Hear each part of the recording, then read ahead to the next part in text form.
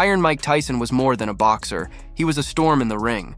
Every time he stepped through the ropes, fear settled into the hearts of his opponents before the first punch was ever thrown. His speed, power, and relentless aggression were unmatched. Tyson wasn't just fighting men. He was tearing down giants who thought their height, reach, or arrogance could save them. Time and again, these towering fighters believed they could outmuscle or outlast him, only to find themselves crumbling under his fists. This is the story of how Iron Mike humbled some of the biggest, cockiest opponents who dared to stand in his way. In 1987, Tyson was still undefeated, a young wrecking machine tearing through the heavyweight division with a 0 in the loss column that looked untouchable.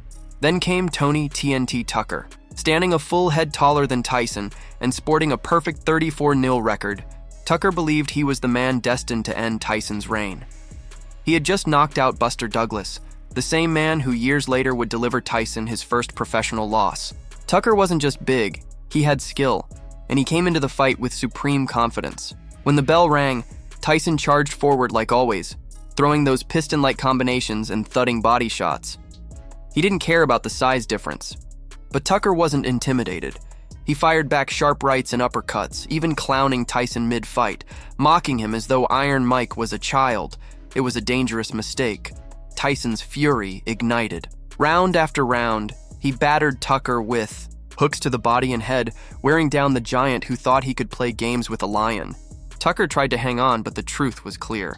Mike Tyson was too fast, too ferocious, too relentless. By the final bell, Tucker's arrogance had been beaten out of him. Tyson walked away the undisputed champion, and TNT's cocky flame was extinguished. Then came Michael Spinks, one of the most hyped fights of the 1980s. Spinks wasn't just another challenger. He was a former undisputed light heavyweight champion, undefeated, and moving up to face Tyson. The media dubbed it one of the most anticipated fights of the decade. Even Muhammad Ali came to watch. Fans expected a war, a clash of titans. But Tyson didn't see an equal. He saw prey. The bell rang, and Tyson exploded forward like a cannon. He slipped Spinks's jab, cut off the ring, and unleashed devastating hooks and uppercuts. Within seconds, Spinks was reeling. Then came the thunder, a brutal right hand that sent Spinks sprawling to the canvas in the first round. The undefeated champion lay flat on his back, unable to beat the count. In just 91 seconds, the so-called Goliath was humbled and broken. Spinks never fought again. Tyson didn't just beat him, he ended his career. But giants kept coming. Another tower in Tyson's path was Mike Jamison, a fighter who strutted into the ring convinced his size would neutralize Tyson's ferocity. At 6'4", Jamison thought Tyson was too small, too short, too inexperienced. Yet once the bell rang, reality hit harder than any of Jamison's punches. Tyson's fists crashed against his ribs, his jaw, his temple. Jamison tried to rally, landing a few shots, but they bounced off Tyson like mosquito bites. Tyson's counters, however, were bone-crushing. By the fourth round, a vicious combination dropped Jamison to the canvas. He got back up, but the beating continued until Tyson's hand was raised in victory. Another arrogant giant had fallen, and Iron Mike's legend grew. Then there was Tyrell Biggs, a towering former Olympic gold medalist who thought Tyson was tailor-made for him. Before the fight, Biggs boldly declared, "I owe it to myself to beat Mike Tyson like I'm his dad. He's made for me." Big words, but boxing punishes arrogance. When the fight began, Biggs used his long jab and reach to frustrate Tyson. For the first couple rounds, he actually kept Tyson at bay, landing shots and looking confident.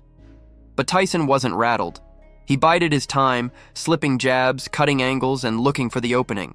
By the mid-rounds, Tyson found his rhythm. His left hooks ripped through Biggs's guard. His body shots took the air from the giant's lungs. In the fifth round, Tyson landed a monstrous left that wobbled Biggs, and from there, it was target practice. Another crushing hook floored the giant. Biggs got up, dazed, but Tyson wasn't finished. Seconds later, another left hook sent him crashing down again.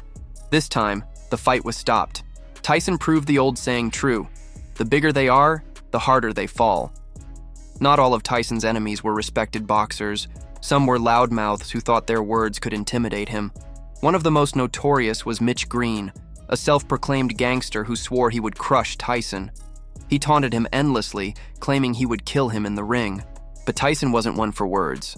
From the opening bell, he punished Green with brutal hooks and uppercuts, swelling his face with every shot. Green showed toughness, refusing to go down, but his punches lacked power and his stamina drained quickly.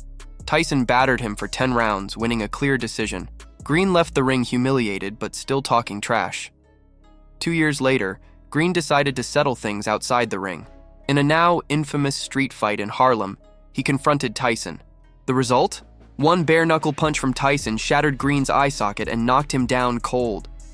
Green would forever wear the scars of that encounter, both physical and reputational. Tyson had beaten him twice, once in the ring and once in the streets. These fights show a pattern that defined Tyson's career in his prime. Time and again, larger opponents walked into the ring believing size alone would carry them. They thought Tyson's short stature and aggressive style could be neutralized. They mocked him, taunted him, and underestimated him. And every time, Tyson's fists delivered the same brutal lesson. Speed, ferocity, and skill are deadlier than size. What made Tyson so terrifying wasn't just his knockout power. It was his aura, his presence. Opponents often lost the fight before it began, intimidated by his cold stare, his silence, his reputation. He moved like a middleweight but hit like a heavyweight. His bob and weave peekaboo style allowed him to slip punches and deliver devastating counters at angles his opponents never saw coming. When he smelled weakness, he pounced like a predator. Against Tony Tucker, he showed endurance and will. Against Michael Spinks, he showed raw destruction. Against Jameson, he showed patience before delivering the knockout. Against Biggs, he showed adaptability, breaking down a taller fighter who thought he had the blueprint to beat him. Against Mitch Green, he showed discipline in the ring and pure ferocity on the street. Each fight was a different chapter in the same story. Mike Tyson was a force of nature, and giants fell before him. Iron Mike's reign would eventually face turbulence, but in his prime, he was untouchable. He unified the heavyweight division, became the youngest heavyweight champion in history, and inspired fear unlike any fighter before him. He proved that arrogance, no matter how big it stands, will always crumble under discipline, speed, and power. Even today, decades later, the highlights of those fights send chills down spines. The sight of Tyson slipping under a jab, exploding forward with a left hook, and watching a towering opponent collapse. It's a reminder that in boxing, size doesn't guarantee survival. Tyson wasn't just beating men, he was destroying myths, rewriting what people thought was possible for a shorter heavyweight. So the question remains, could any of those cocky giants have ever truly beaten Tyson in his prime? Or was Iron Mike destined to humble them all? What do you think, fight fans? Was Tyson the most feared heavyweight of all time, or could today's giants stand a chance against him in his prime? Let us know in the comments below. And don't forget to like this video, subscribe to the channel, and hit that notification bell so you never miss another deep dive into the greatest moments in boxing history. This is Boxing Game. See you next time.